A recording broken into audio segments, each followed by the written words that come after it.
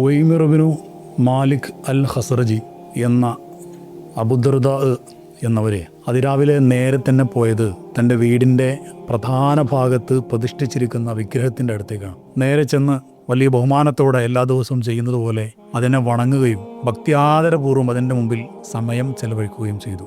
തൻ്റെ കച്ചവട സ്ഥാപനങ്ങളിൽ നിന്ന് കൊണ്ടുവന്ന വലിയ വിലപിടിപ്പുള്ള സുഗന്ധ വ്യഞ്ജനങ്ങൾ കൊണ്ടും അതുപോലെ തന്നെ യമനിലൊക്കെ പോയി കച്ചവടത്തിന് തിരിച്ചു വന്ന സുഹൃത്ത് സമ്മാനിച്ച വിലപിടിപ്പുള്ള പട്ട് അതിനെ പുതപ്പിച്ചു. ആ വിഗ്രഹത്തോടുള്ള എല്ലാ ആദരവുകളും പ്രകടിപ്പിക്കുകയാണ് അബൂദർദാ.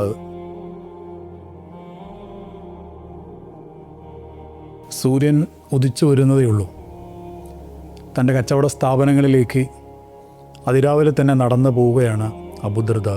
നാട്ടുകാരും കുടുംബക്കാരും എല്ലാവരും അബൂദർദാ എന്നാണ് അവരെ വിളിച്ചിരുന്നത്. വഴികളിൽ ധാരാളം ജനങ്ങളെ കാണാം.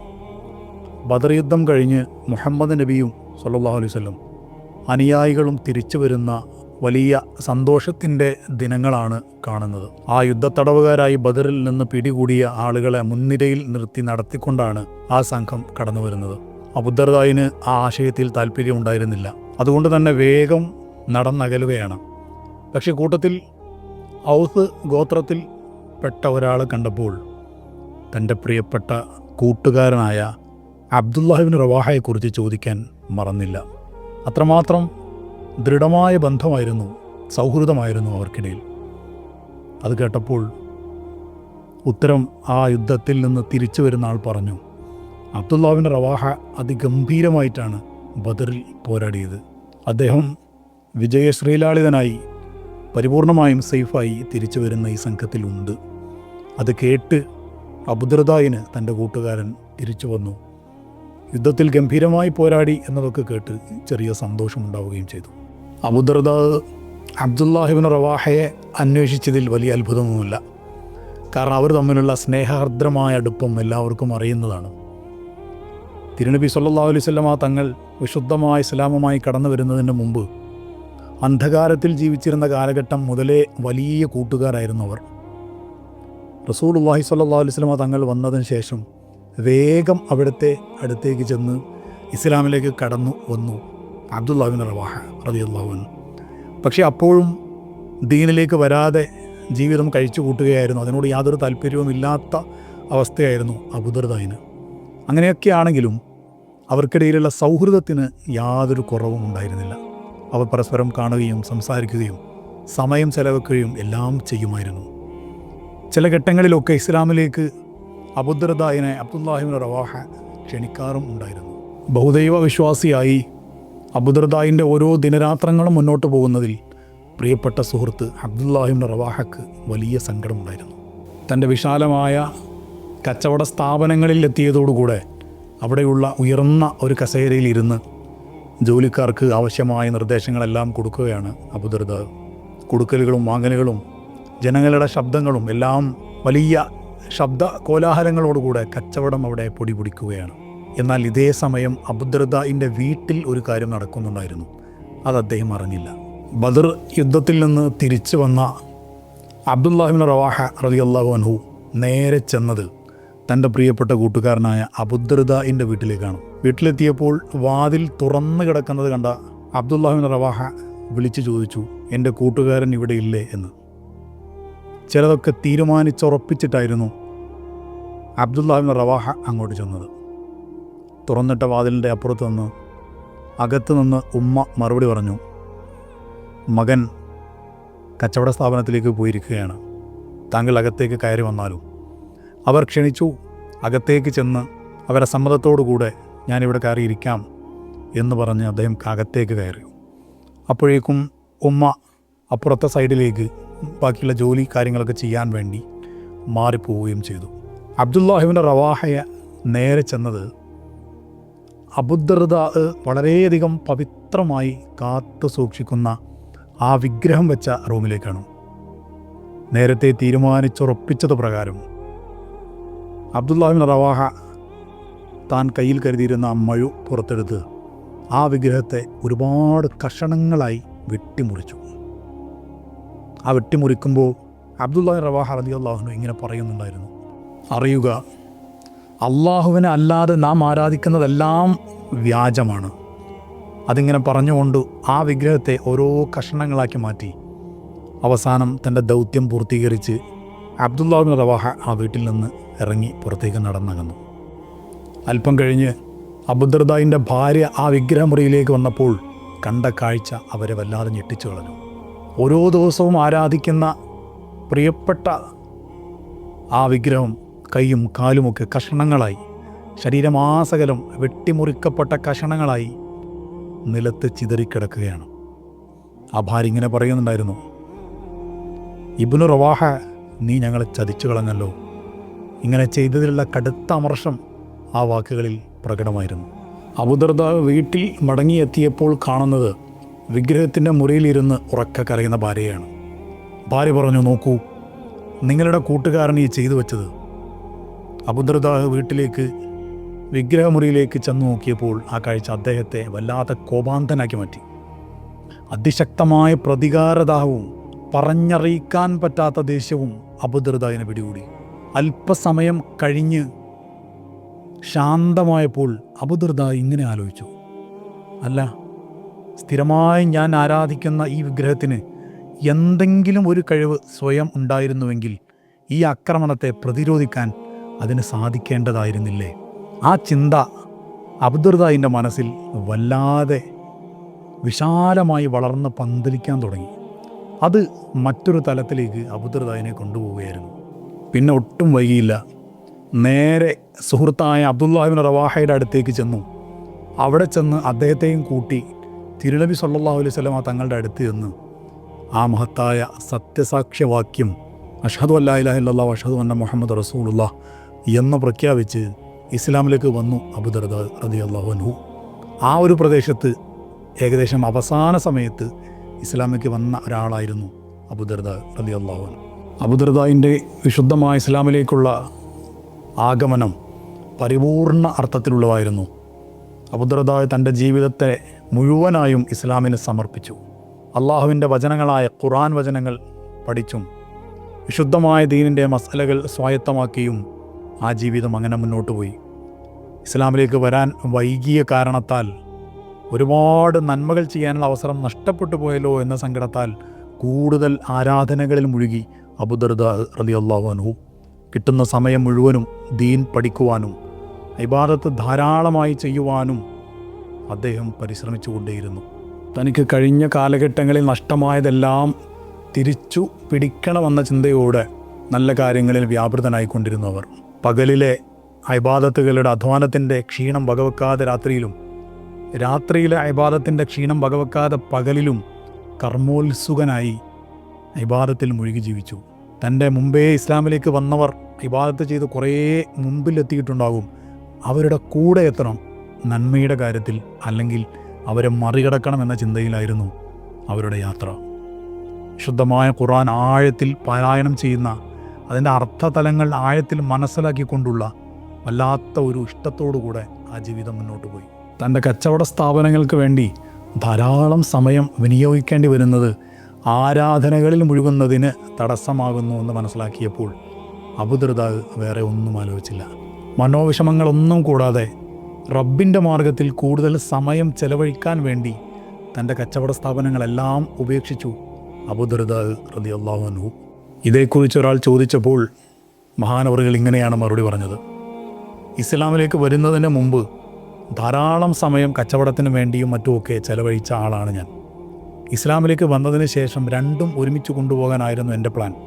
പക്ഷേ അള്ളാഹുവിൻ്റെ മാർഗത്തിലേക്ക് കൂടുതൽ സമയം ചെലവഴിക്കാൻ ഞാൻ ആഗ്രഹിച്ചപ്പോൾ രണ്ടും കൂടെ ഒന്നിച്ചു കൊണ്ടുപോവുക സാധ്യമല്ല എന്ന് ബോധ്യപ്പെട്ടതിൻ്റെ അടിസ്ഥാനത്തിലാണ് ഞാൻ അങ്ങനെ ചെയ്തത്. എത്രയോ വലിയ ദീനാറുകൾ ലാഭമായി നൽകുന്ന കിട്ടുന്ന ബിസിനസ്സുകൾക്ക് അവസരമുണ്ടായാലും അതെല്ലാം റബ്ബിൻ്റെ മാർഗത്തിൽ ഉപേക്ഷിക്കാൻ ഞാൻ ആഗ്രഹിക്കുന്നു. ശേഷം അബൂദർദാ റളിയല്ലാഹു അൻഹു ഇങ്ങനെ കൂട്ടിച്ചേർത്തു, തീർച്ചയായും കച്ചവടം നിഷിദ്ധമാണ്, ഹറാമാണ് എന്നല്ല ഞാൻ പറയുന്നത്. എന്നാൽ കച്ചവട സ്ഥാപനങ്ങൾ അള്ളാഹുവിൻ്റെ സ്മരണകളിൽ നിന്ന് അകറ്റുന്ന ആ പാവികളായ ആളുകളുടെ കൂട്ടത്തിൽ, പരാജിതരുടെ കൂട്ടത്തിൽ ചേരാൻ ഞാൻ ആഗ്രഹിക്കുന്നില്ല എന്ന്. അബൂദർദാ റളിയല്ലാഹു അൻഹു കച്ചവടം മാത്രമല്ല, ജീവിതത്തിൻ്റെ എല്ലാ സുഖാഡംബരങ്ങളും ഒഴിവാക്കി. ഇസ്ലാമിലേക്ക് വരുന്നതിന് മുമ്പ് വലിയ കച്ചവടക്കാരനും സമ്പന്നനുമായിരുന്നവർ ഇസ്ലാമിലേക്ക് വന്നതിന് ശേഷം ശരീരം നേരെ നിവർത്തി വെക്കാൻ സഹായിക്കാൻ മാത്രം അത്യാവശ്യമുള്ള ഭക്ഷണം മാത്രമാണ് കഴിച്ചത്. വളരെ നേർത്ത സിംപ്ലിസിറ്റി പ്രകടമാക്കുന്ന വസ്ത്രങ്ങളാണ് ധരിച്ചത്. അതുതന്നെ പരുക്കൻ തുണികൾ കൊണ്ടുണ്ടാക്കിയത്. കഠിനമായ ശൈത്യമുള്ള തണുപ്പുള്ള ഒരു രാത്രി ഒരു സംഘം ആളുകൾക്ക് അബൂദർദാഇൻ്റെ വീട്ടിൽ സ്വീകരണം നൽകി. ആ ആളുകൾ അവിടെ താമസിക്കുകയാണ്. ആ വീട്ടിലുള്ള നല്ല ഭക്ഷണമെല്ലാം ആ അതിഥികൾക്ക് അവർ നൽകി. ഭക്ഷണം കഴിഞ്ഞ് കിടക്കുന്ന സമയത്ത് ആ വന്ന അതിഥികൾ ഇങ്ങനെ പറയുന്നുണ്ടായിരുന്നു, തണുപ്പായതുകൊണ്ട് നമുക്ക് പുതക്കാനുള്ള പുതപ്പ് അവർ തരുമായിരിക്കും, അല്ലെങ്കിൽ നമുക്കൊന്ന് ചോദിച്ചു നോക്കിയാലോ. അപ്പോൾ കൂടെയുള്ള ആൾ പറഞ്ഞു, അത് വേണ്ട, അത് വിട്ടേക്കാം. പക്ഷേ കുറച്ചു നേരം കഴിഞ്ഞ് അതിശക്തമായ തണുപ്പുള്ള രാത്രിയായതുകൊണ്ട് ഉറക്കം വരാതെ ആ ആളുകൾ അബൂദർദാഇൻ്റെ അടുത്തേക്ക് ചെന്ന് നോക്കുമ്പോൾ കണ്ട കാഴ്ച, അബൂദർദാ റളിയല്ലാഹു അൻഹു ഭാര്യയും വളരെ നേർത്ത വസ്ത്രങ്ങളാണ് ധരിച്ചിരിക്കുന്നത്. അവർക്ക് രണ്ടുപേർക്കും ഈ തണുപ്പിനെ പ്രതിരോധിക്കാൻ ആവശ്യമായ വസ്ത്രങ്ങളോ കട്ടിയുള്ള പുതപ്പുകളോ ഒന്നും തന്നെ ഇല്ല.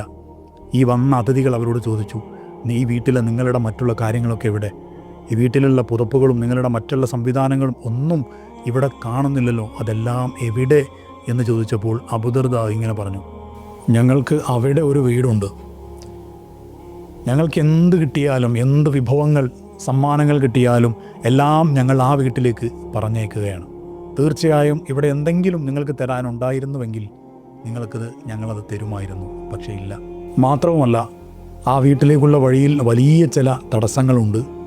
അത് മറികടക്കുന്ന സമയത്ത് കയ്യിൽ ഭാണ്ഡങ്ങൾ ഒന്നുമില്ലാതിരിക്കുന്നതാണ് നല്ലത്. അതുകൊണ്ടാണ് ഞങ്ങളൊന്നും കൂടെ കരുതാത്തത്. യാത്ര പുറപ്പെടുന്നതിന് മുമ്പ് തന്നെ ഭാരങ്ങളെല്ലാം ആദ്യമേ അങ്ങോട്ട് കൊടുത്തയച്ച് കൈകളൊക്കെ ഫ്രീ ആയി യാത്ര പോകാനാണ് ഞങ്ങൾ ആഗ്രഹിക്കുന്നത്. ഇത്രയും പറഞ്ഞ് അബൂദർദാ റളിയല്ലാഹു അൻഹു ആഗതരോട് ചോദിച്ചു, പറഞ്ഞത് നിങ്ങൾക്ക് മനസ്സിലായിട്ടുണ്ടോ? അവർ പറഞ്ഞു, തീർച്ചയായിട്ടും മനസ്സിലായിട്ടുണ്ട്. അള്ളാഹു നിങ്ങൾക്ക് വലിയ പ്രതിഫലം നൽകട്ടെ എന്ന് അവർ ദുആ ചെയ്തു. ഉമർ ബിൻ ഖത്താബ് റളിയല്ലാഹു അൻഹു ഖലീഫയായ കാലം, ആ കാലഘട്ടത്തിൽ ഷാമിലെ ഒരു ദൗത്യത്തിൻ്റെ നേതൃത്വം ഏൽപ്പിക്കുവാൻ വേണ്ടി അബൂദർദാഇനെ ഉമർ റളിയല്ലാഹു അൻഹു വല്ലാതെ ആഗ്രഹിച്ചു. അബൂദർദാ നേതൃത്വം ഏറ്റെടുക്കുവാനും ദൗത്യത്തിൻ്റെ നേതാവായി മാറുവാനും വല്ലാതെ വിസമ്മതം പ്രകടിപ്പിച്ചപ്പോൾ ഉമർ റളിയല്ലാഹു അൻഹു വീണ്ടും വീണ്ടും ആ ആഗ്രഹം പ്രകടിപ്പിച്ചു. അപ്പോൾ അവസാനം അബൂദർദാ റളിയല്ലാഹു അൻഹു ഇങ്ങനെ പറഞ്ഞു, ഞാൻ അവിടെ പോയി അവർക്ക് അള്ളാഹുവിനെക്കുറിച്ച് പറഞ്ഞു കൊടുക്കുകയും തിരുചര്യ എന്താണ് എന്ന് അവർക്ക് മനസ്സിലാക്കി കൊടുക്കുകയും ചെയ്യുകയും അതോടൊപ്പം അവർക്ക് ഇമാമായി നിസ്കരിക്കുകയും ചെയ്താൽ മതിയെങ്കിൽ ഞാനത് ചെയ്തുകൊള്ളാം. അത് സമ്മതിച്ച് ഉമർ ബിൻ ഖത്താബ് റളിയല്ലാഹു അൻഹു അവരെ അങ്ങോട്ട് പറഞ്ഞയച്ചു. ഷാമിലെത്തിയപ്പോൾ ജനങ്ങളൊക്കെ വലിയ സുഖാഡംബരങ്ങളിൽ മുഴുകി ജീവിക്കുന്നത് കണ്ടപ്പോൾ അബൂദർദാ റളിയല്ലാഹു അൻഹു വലിയ സങ്കടം തോന്നി. ആ ജനങ്ങളെയൊക്കെ ഒരുമിച്ച് കൂട്ടി അദ്ദേഹം അവരോട് ഇങ്ങനെ സംസാരിച്ചു. ദമസ്കസുകാരായ ആ ആളുകളെ അഭിസംബോധനം ചെയ്തുകൊണ്ട് അവർ പറഞ്ഞു തുടങ്ങി, ദമസ്കസുകാരെ, നിങ്ങൾ എൻ്റെ സഹോദരങ്ങളും അള്ളാഹുവിൻ്റെ മാർഗത്തിൽ ശത്രുവിനെതിരെ പോരാടുവാൻ ഒന്നിച്ചു നിൽക്കുകയും ചെയ്യുന്നവരാണ്. സ്നേഹത്തോടുകൂടിയുള്ള ഞാൻ പറയുന്ന കാര്യങ്ങളിൽ നിങ്ങളുടെ മനസ്സ് സമർപ്പിക്കുന്നതിൽ നിന്ന് നിങ്ങൾ എന്താണ് തടസ്സപ്പെടുത്തുന്നത്? നിങ്ങളിൽ നിന്ന് തീർച്ചയായും ഞാൻ ഒരു സംഖ്യയും ഒരു പണവും ആവശ്യപ്പെടുന്നില്ല, ആഗ്രഹിക്കുന്നില്ല. നിങ്ങളോടും എല്ലാ സഹോദരങ്ങളോടും ഒരു കാര്യമാണ് എനിക്ക് പറയാനുള്ളത്. നിങ്ങൾക്കിടയിലുള്ള പണ്ഡിതന്മാർ മരണപ്പെട്ടുകൊണ്ടേയിരിക്കുകയാണ്. പുതിയ ആളുകൾ ദീൻ പഠിക്കുവാൻ വേണ്ടി സമയമാണെങ്കിൽ കണ്ടെത്തുന്നുമില്ല. അള്ളാഹു മുന്നറിയിപ്പ് നൽകിയ കാര്യങ്ങൾ വന്നെത്തിയതായിട്ടാണ് ഞാനിപ്പോൾ കാണുന്നത്. നിങ്ങളോട് കൽപ്പിച്ച കാര്യങ്ങളെല്ലാം നിങ്ങൾ താല്പര്യക്കുറവ് പ്രകടിപ്പിക്കുന്നതായിട്ട് ഞാൻ കാണുന്നുണ്ട്. തിന്നു തീർക്കാൻ കഴിയാത്തതിനപ്പുറം ഭക്ഷണ സാധനങ്ങൾ നിങ്ങൾ കൊന്നുകൂട്ടുന്നു. താമസിക്കാൻ ആവശ്യമായതിലപ്പുറം കെട്ടിടങ്ങൾ നിങ്ങൾ ഉണ്ടാക്കിക്കൊണ്ടിരിക്കുന്നു. നിങ്ങൾ ഒരിക്കലും നേടാൻ സാധ്യതയില്ലാത്ത കാര്യങ്ങൾ പോലും നിങ്ങൾ ആഗ്രഹിച്ചു കൊണ്ടേയിരിക്കുന്നു. നിങ്ങൾക്ക് മുമ്പുള്ള സമൂഹങ്ങളും ഇതുപോലെ പല കാര്യങ്ങളും ആഗ്രഹിക്കുകയും അതിനുവേണ്ടി പ്രവർത്തിക്കുകയും ചെയ്തിരുന്നു. അവരുടെ സമ്പാദ്യങ്ങളൊന്നും ഒരു മൂല്യവുമില്ലാത്ത ചപ്പുചവറുകളായി മാറാൻ അധിക കാലമൊന്നും വേണ്ടി വന്നിട്ടില്ല. അവരുടെ എല്ലാ മോഹങ്ങളും അവരെ വഞ്ചിതരാക്കിയിട്ടേയുള്ളൂ. അവരുടെ പാർപ്പിടങ്ങളെല്ലാം അവരുടെ കുഴിമാടങ്ങളായി മാറുകയാണ് ചെയ്തത്. ഇതാണ് ആദ് സമൂഹത്തിൻ്റെ കഥ. ദമസ്കസുകാരെ, സമ്പത്തും മക്കളെയും കൊണ്ട് അവരുടെ നാട് നിറഞ്ഞിരിക്കുകയായിരുന്നു. അവിടെയുള്ള ആ അവശിഷ്ടങ്ങൾക്ക് കേവലം 2 ദിർഹമെങ്കിലും കൊടുത്ത് വാങ്ങാൻ ആരെങ്കിലും എന്നുണ്ടോ? ആർക്കും അത് വേണ്ട. ഇത്രയും കേട്ടപ്പോഴേക്കും ആ പള്ളിയിൽ ഒരുമിച്ച് കൂടിയ ജനങ്ങളെല്ലാം ഉറക്കെ കരയാൻ തുടങ്ങി. അവരുടെ കരച്ചിലിൻ്റെ ശബ്ദം പുറത്തേക്ക് കേൾക്കാമായിരുന്നു. അവരിൽ മാറ്റത്തിൻ്റെ വലിയ സ്പന്ദനങ്ങൾ അബൂദർദാ റളിയല്ലാഹു അൻഹുവിൻ്റെ ഹൃദയത്തിൽ നിന്നുള്ള ഈ സംഭാഷണത്തിലൂടെ അള്ളാഹു ഉണ്ടാക്കി കൊടുക്കുകയായിരുന്നു. അന്ന് മുതൽ ദമസ്കസിലെ ഓരോ അങ്ങാടികളിലും തെരുവുകളിലും നടന്നു നീങ്ങി ഓരോ ആളുകൾക്കും ദീന് പറഞ്ഞു കൊടുത്തുകൊണ്ടും സംശയങ്ങൾ തീർത്തുകൊണ്ടും അള്ളാഹുവിലേക്ക്, നല്ല വഴിയിലേക്ക് ജനങ്ങളെ ക്ഷണിച്ചുകൊണ്ടും അബൂദർദാ റളിയല്ലാഹു അൻഹു തൻ്റെ പ്രയാണം തുടർന്നു. ഒരിക്കലങ്ങനെ നടന്നു നീങ്ങുമ്പോൾ വഴിയരികിൽ കുറേ ജനങ്ങൾ ചേർന്ന് ഒരാളെ തടഞ്ഞു വെക്കുകയും അയാളെ തല്ലിക്കൊണ്ടിരിക്കുകയും മറ്റു പല രീതിയിലും ആക്രമിച്ചു കൊണ്ടിരിക്കുകയും ചെയ്യുന്നത് അബൂദർദാ റളിയല്ലാഹു അൻഹുവിന് കാണാൻ കഴിഞ്ഞു. അവിടെ ചെന്ന് ചോദിച്ചു, എന്താണ് കാര്യം? ജനങ്ങൾ പറഞ്ഞു, ഇയാൾ ഒരു പാപിയാണ്, ഇയാൾ വലിയ പാപം ചെയ്തിട്ടുണ്ട്. അവരോട് അബൂദർദാ ഇങ്ങനെ ചോദിച്ചു, ഒരാളൊരു കിണറ്റിൽ വീണ അവസ്ഥയിലാണെങ്കിൽ നിങ്ങൾ അയാളെ ആ കുഴിയിൽ നിന്ന്, കിണറ്റിൽ നിന്ന് പുറത്തേക്കെടുക്കാൻ സഹായിക്കുകയില്ലേ? തീർച്ചയായും, അവർ പറഞ്ഞു. എങ്കിൽ നിങ്ങൾ അയാളെ തല്ലുകയോ ചീത്ത പറയുകയോ ചെയ്യരുത്. അയാളുടെ തെറ്റുകൾ എന്താണെങ്കിലും അത് സ്നേഹത്തോടെ തിരുത്തി കൊടുക്കുക. അയാൾക്ക് നന്നാവാനുള്ള അവസരം നിങ്ങൾ ഉണ്ടാക്കി കൊടുക്കുക. അതോടൊപ്പം അയാൾ ചെയ്ത തെറ്റ് ചെയ്യാതെ നിങ്ങളെ സംരക്ഷിച്ച പടച്ചവന് നിങ്ങൾ നന്ദി ചെയ്യുകയും ചെയ്യുക. അപ്പോൾ കൂട്ടത്തിലൊരാൾ ചോദിച്ചു, അപ്പോൾ താങ്കൾ അദ്ദേഹത്തെ തള്ളിപ്പറയുകയും വെറുക്കുകയും ചെയ്യുന്നില്ലേ എന്ന്. അബൂദർദാ റളിയല്ലാഹു അൻഹു ഇങ്ങനെ മറുപടി പറഞ്ഞു, ഞാൻ അദ്ദേഹത്തിൻ്റെ ആ പ്രവർത്തനത്തെ വെറുക്കുന്നു. അദ്ദേഹത്തെ ചേർത്ത് പിടിച്ച് നന്മയിലേക്ക് കൊണ്ടുപോകണമെന്ന് ആഗ്രഹിക്കുകയും ചെയ്യുന്നു. അയാൾ ആ തെറ്റ് പൂർണ്ണമായും ഉപേക്ഷിച്ചാൽ അയാൾ എൻ്റെ സഹോദരനായി മാറുകയും ചെയ്യും. ഇത് കേട്ട് ആ പാപിയായ മനുഷ്യൻ ഉറക്കെ ജനങ്ങൾക്കിടയിൽ വെച്ച് പരസ്യമായി പശ്ചാത്തപിച്ച് അള്ളാഹുലേക്ക് മടങ്ങുകയാണ് ഉണ്ടായത്. ഒരിക്കലും ഒരു ചെറുപ്പക്കാരനായ ആൾ അബൂദർദാ റളിയല്ലാഹുവിൻ്റെ അടുത്ത് വന്നിട്ട് പറഞ്ഞു, പ്രിയപ്പെട്ട റസൂലിൻ്റെ കൂട്ടുകാരനായ മഹാനവറുകളെ, എന്നെ ദയവായി താങ്കൾ ഉപദേശിച്ചാലും. അബൂദർദാ റളിയല്ലാഹു അൻഹു ഹൃദയത്തിൽ നിന്ന് അദ്ദേഹത്തോടുള്ള സംസാരം തുടങ്ങി. മകനെ, നിൻ്റെ സന്തോഷങ്ങളിൽ നീ അള്ളാഹുവിനെ ഓർത്തുകൊള്ളുക, എന്നാൽ നിൻ്റെ പ്രയാസങ്ങളിൽ അള്ളാഹു നിന്നെ ഓർത്തുകൊള്ളും. നീ ഒന്നുകിൽ പണ്ഡിതനാവുക, അല്ലെങ്കിൽ അറിവ് തേടുന്നവനാവുക, അതുമല്ലെങ്കിൽ ശ്രദ്ധിച്ച് കേൾക്കുന്നയാളെങ്കിലും ആവുക. നാലാമത്തെ ഒരാൾ ഒരിക്കലും ആവരുത്. വിവരദോഷി, വിവരമില്ലാത്ത ആളുകളുടെ കൂട്ടത്തിൽ ഒരിക്കലും നീ പെട്ടുപോകരുത്. അള്ളാഹുവിൻ്റെ വീടായ പള്ളി നിൻ്റെ വീടാക്കി നീ മാറ്റുക. കാരണം തിരുനബി സല്ലല്ലാഹു അലൈഹി വസല്ലം തങ്ങൾ ഇങ്ങനെ പറയുന്നത് ഞാൻ കേട്ടിട്ടുണ്ട്.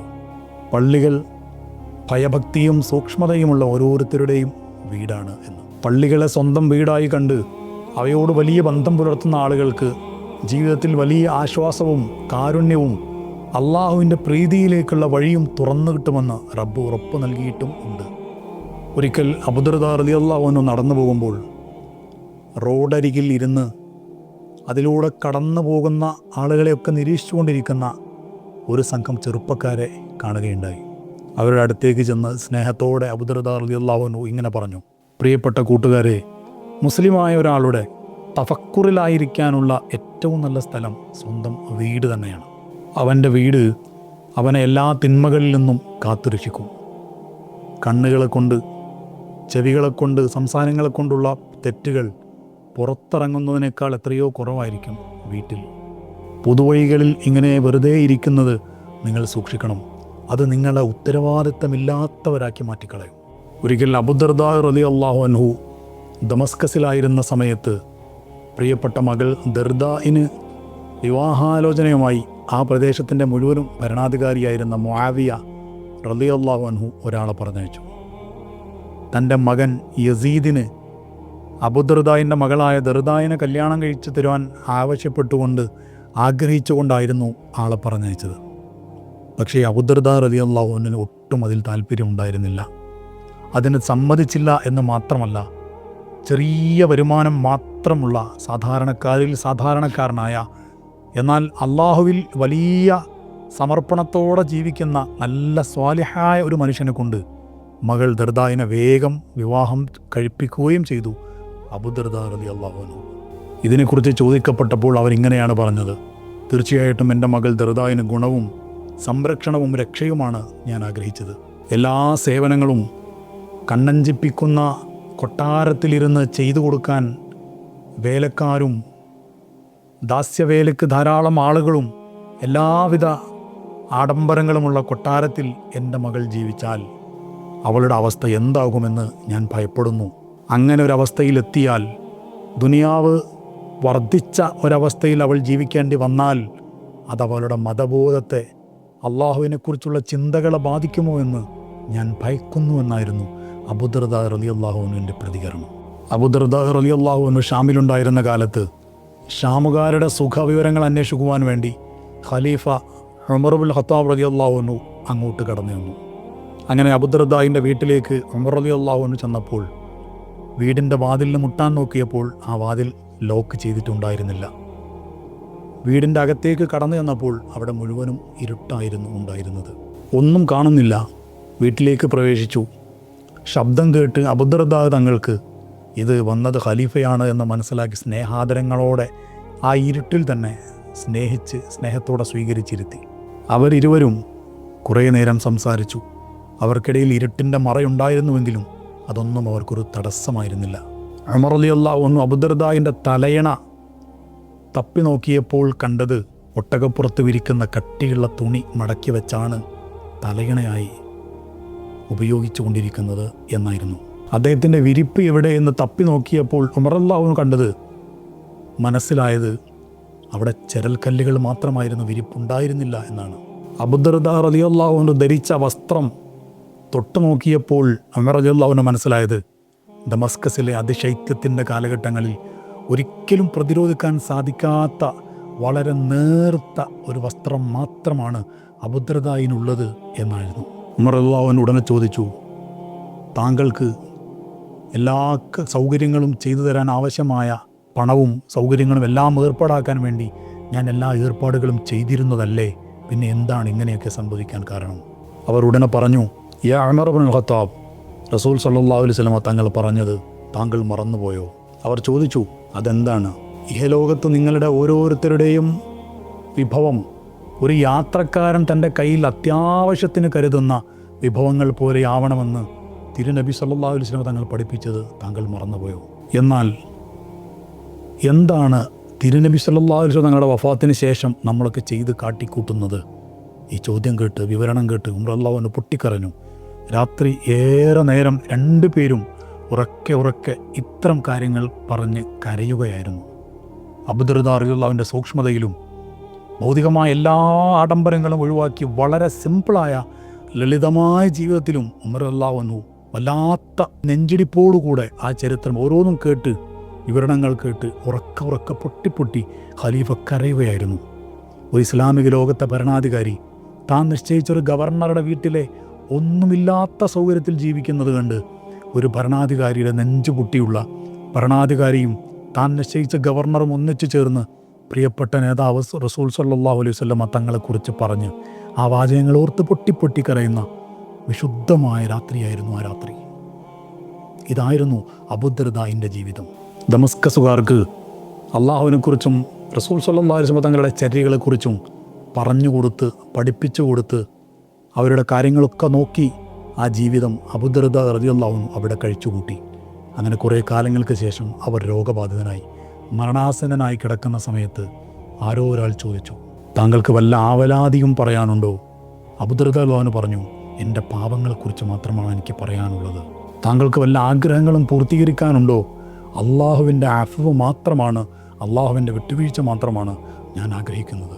തുടർന്ന് കൂടെയുള്ള ആളുകളോട് പറഞ്ഞു, നിങ്ങൾ എനിക്ക് ഷഹാദത്ത് കലിമ ചൊല്ലിത്തരിക. അവർ ഷഹാദത്ത് കലിമ ചൊല്ലിക്കൊടുത്തു. സുസ്മേരവദനനായി പുഞ്ചിരിച്ചുകൊണ്ട് ആ മഹാത്മാവ് ഈ ലോകത്തു നിന്ന് യാത്ര പറഞ്ഞു.